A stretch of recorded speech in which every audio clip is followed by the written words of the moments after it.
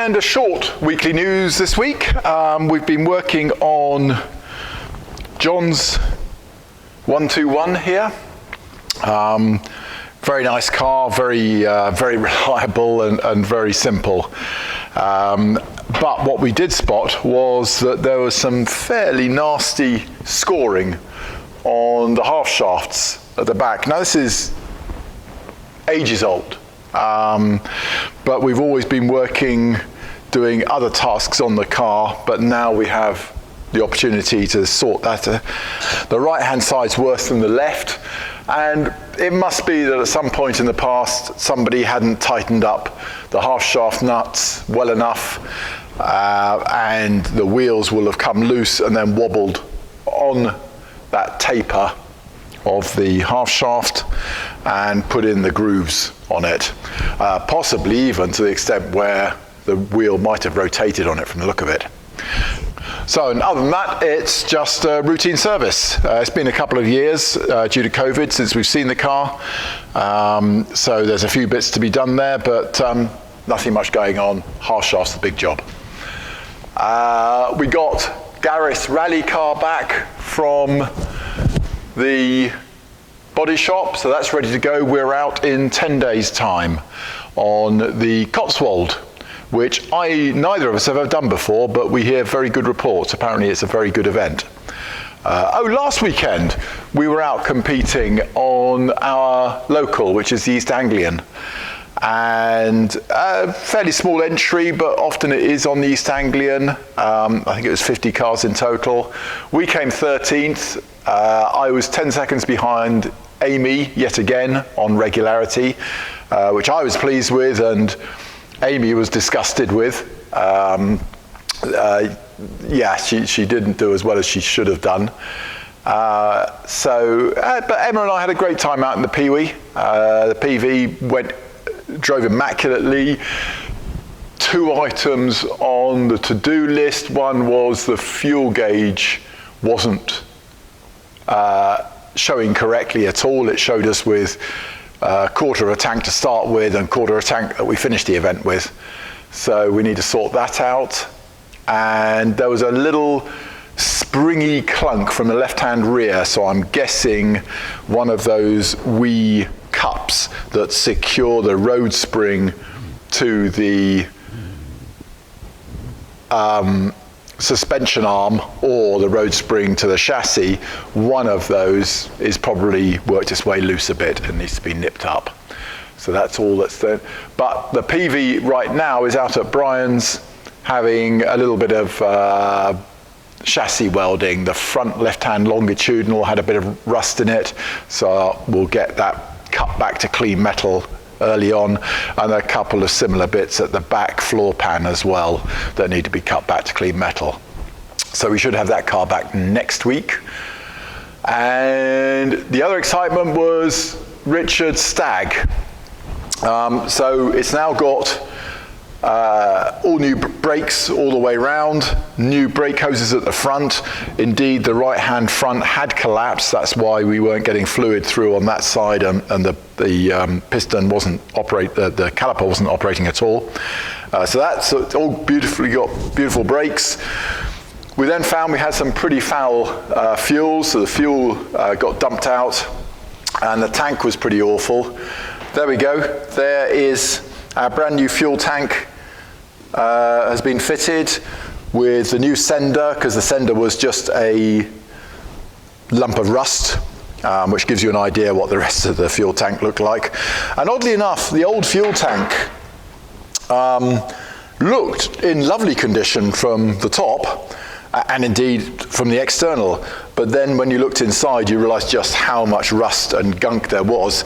And I suspect it might have had the fuel tank treatment that was available a decade ago called Renew It, where they coat the inside of the tank. Because when I took the pickup tube out from the old tank, there was just a load of tarry gloop in the bottom of the pickup pipe, which wasn't helping get fuel through to the carburetors. Anyway, that's there. We're just waiting for the seal that goes underneath the fuel sender, which Rimmer forgot to include in the package, although they charged us for it. So that's that. Then we'll run up the engine. Hopefully we'll have it running on 8 cylinders, whereas the other day we were only running on 4. The right-hand carburettor didn't look as though it was delivering fuel. So hopefully that'll sort that out, which, if that is the case, the only task I have left is to free off that clutch. And talking to Leighton, he said, oh, just come up, get it into 3rd gear, and then press all 3 pedals at once, which seems very complicated to me. Yeah, that's right. I've got the feet large enough to do that, but I don't know. I'll try snapping on and off the throttle first before I try that extreme. So yes, that's clutch pedal down, hit the brakes whilst pressing on the accelerator. So then you've got the car slowing down at the same time as the engine trying to deliver power.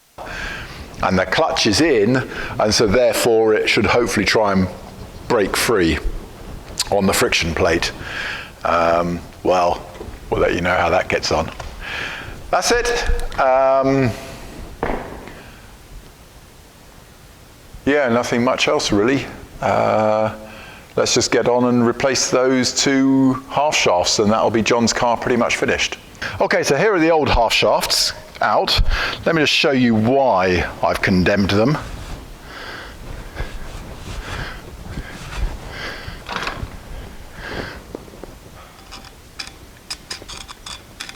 Can you get the sense of how rough that is? And if you look at this, you can see the surface of the metal is effectively torn.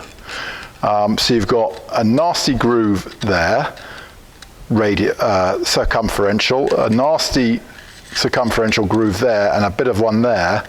And from there to there, all the metal is torn. If we look at the other side, similar story, not quite as bad. If I run my screwdriver up, there's a groove there, there's the next groove there, there's a groove, and there's a groove. And if I do that, you can hear it. Okay, so that's why these are condemned. Now, the eagle-eyed amongst you who know their half shafts will say, what's this shoulder doing here? And something I had actually not looked for, but of course I'd assume this had a Spicer axle in it. It doesn't. It's got the ENV, and the ENV half shafts have a shoulder just there. So be aware of that, an ENV half shaft. And just to compare the surfaces, let me just show you this one. Here's a nice used ENV.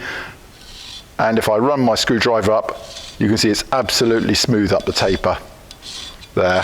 Whereas if I run it up here, can you hear that and see it? There, and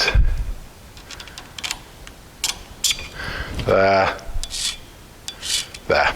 Okay? Okay, so having pressed off the bearing, noting that there's that shoulder there, so whatever you do to support it, it has to go outboard of the shoulder. We now have to press on the new bearing for an ENV.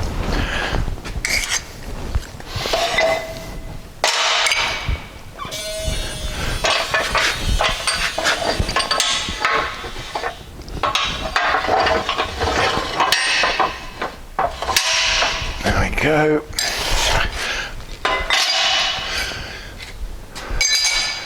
So I use the old bearing, remove the rollers, and then cut down the side so it can easily open and close, and put that on like so, so that we are clearly pressing not on the bearings.